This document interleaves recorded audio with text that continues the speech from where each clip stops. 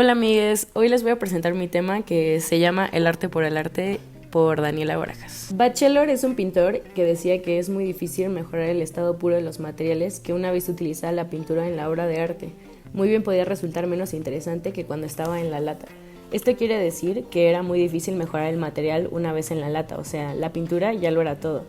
Y una vez en conjunto en la obra era muy difícil que quedara mejor que el color en sí. Marcel Duchamp hablaba de que los medios hacen todo el trabajo, el artista simplemente los elige. Lo que habla es que los materiales ya están ahí, el artista solo los complementa con otros para crear cosas. ¿Qué es el arte? Puede abarcar diferentes medios de expresión e interpretación, depende de cada individuo o de lo que el artista quiere o pretende decirnos.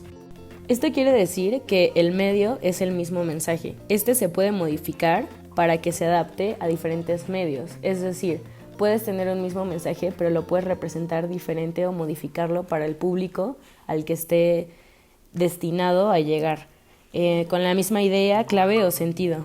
El que hablaba de esto era un colorista y decía que el pop art no tenía otro mensaje más que el medio.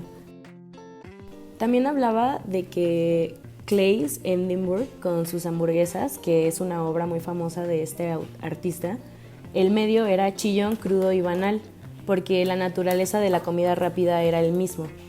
Por ejemplo, Andy Warhol era otro artista de pop art que decía que su arte era repetitivo porque este aludía a la publicidad y a lo poco auténtico y a lo reproducido en serie que era.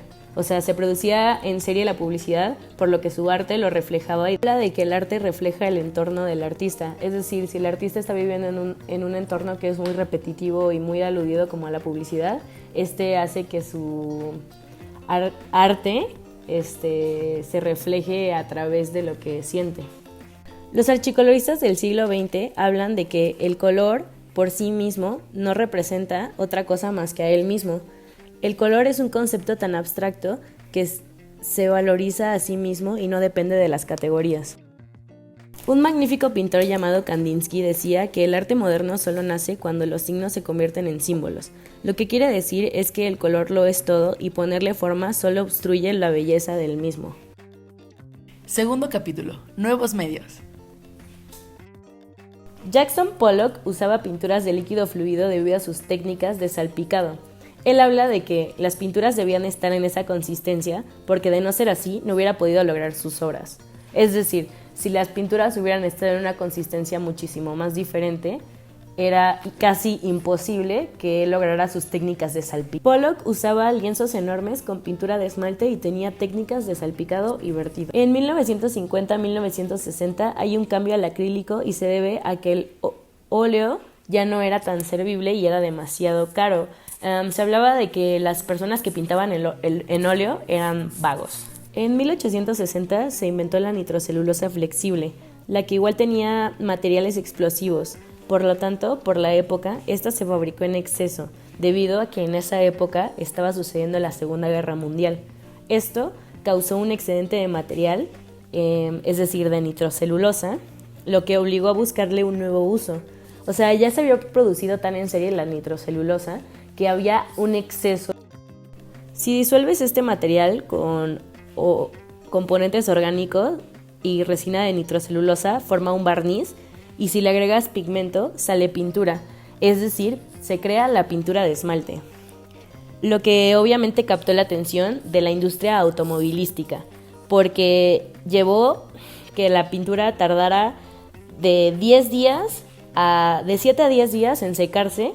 En 1900 evoluciona a secarse en solamente 30 minutos, lo que fue muchísimo más cómodo y mucho más chido, así que muchos artistas se cambiaron a usar esta pintura.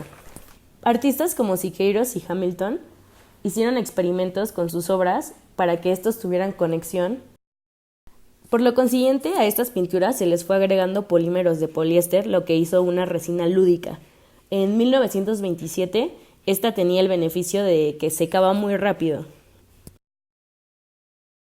Lo único malo de esta resina sintética era que necesitaba diluyentes, como el petróleo, así que no era como una muy buena opción para los pintores porque podrían ser intoxicados.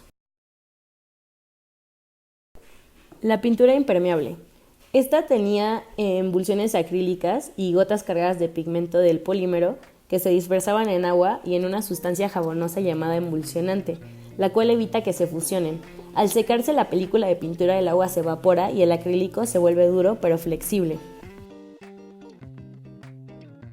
Esta pintura era pintura acrílica. Esta tenía el secado rápido y pues obviamente hizo que varios artistas cambiaran el óleo por el acrílico. No tenían que trabajar de 3 a 4 cuadros al mismo tiempo, es decir, el óleo tardaba tanto en secarse que tenían que adelantar trabajo pintando 3 a 4 cuadros, y con la pintura acrílica podían pintar solamente un cuadro a la vez porque no tardaba 2 o 3 días a secarse, es decir, ese mismo día podían terminar el mismo cuadro.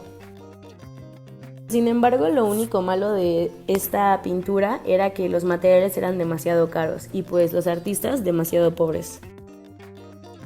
En 1960, Bridget Riley se vio obligada a mezclar sus propios colores añadiendo pigmentos macerados a mano, pero la única desventaja era de que era demasiado cansado y difícil este proceso. Mark Rothko era un artista que tenía la ideología de que si pintabas el cuadro más grande, prácticamente estabas en él. Esto hablaba de que el tamaño le daba un efecto más trascendiente y decía que los cuadros eran como milagros. También decía que el objeto había desaparecido completamente solo para dejar el color. Es decir, este artista creía que quitando la figura o las líneas de alguna cosa daba más espacio para que el color representara muchísimas más cosas que la figura en sí. Mark Rothko decía: estamos mirando la neblina del desierto al mirar un cuadro suyo. ¿Pero qué? Obvio no de este dibujo. Lo que quiere decir aquí es que podríamos estar mirando el atardecer en el mar. O sea, que la pintura tenía límites bien definidos, como si quitaras los bordes, pero siguieran ahí. Pero, ¿qué fue lo que llevó a los coloristas a expresarse así acerca del minimalismo angustiado? Pues pueden ser por la reacción a los excesos que tuvieron lugar a mitad del siglo XX, como el Hiroshima, el Holocausto, y en Estados Unidos, pues un miedo a que hubiera una guerra nuclear y la presión por una postguerra. Un cuadro no necesita que nadie explique lo que quiere decir. Si es bueno, habla por sí mismo. Se debe de entender la idea principal. Es decir, si necesitas que alguien te explique un cuadro, simplemente la obra está mal.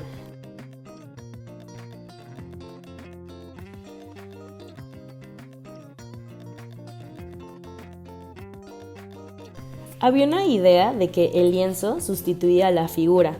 En esto estaban de acuerdo Kandinsky y Pollock.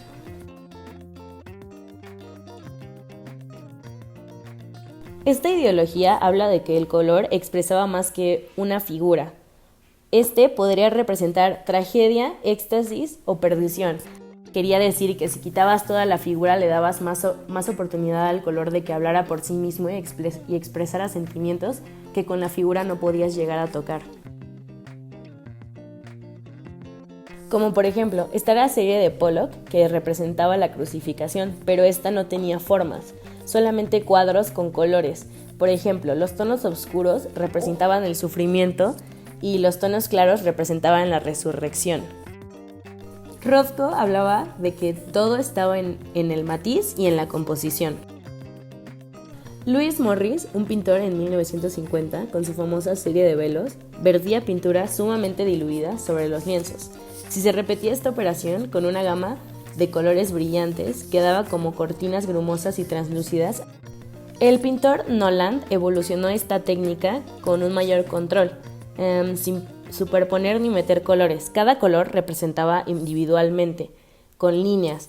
Él decía que le daba un efecto misterioso y atmosférico.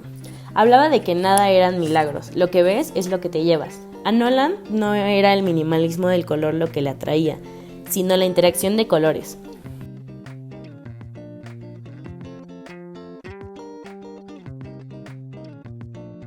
Stella habla de usar el color renunciando a él. Eso significa que el vato hacía pinturas con el material que fuera. Eran mitad pinturas, mitad esculturas, o sea, tenían relieve, no solo pinturas, sino él pintaba con lentejuelas, purpurina y vidrio molido para dar un relieve y que no estuviera totalmente plano. él ya estaba utilizando otros materiales para crear una obra de arte. Otras obras como esculturas puede ser el frijol de Anish Kapoor, pero no vamos a hablar de él porque es un fascista y es irrelevante.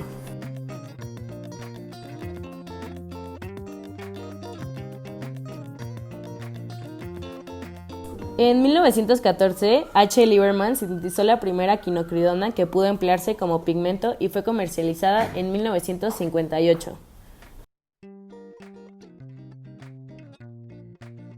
En el siglo XIX se comercializó el blanco de zinc, pero el pigmento del blanco de plomo era neutro y más barato, y en los óleos muchísimo más opaco y muchísimo más rápido de secar. Pero en 1916 se descubre cómo purificar el óxido blanco y opaco del metal, que de titanio. Este era 2 veces más fuerte que el plomo y extremadamente estable. El uso de bajó el índice de envenenamiento de los pintores. Y ya, con esto concluyo el tema. Espero que lo hayan entendido y que les haya gustado. Yo me quiero dormir, bye.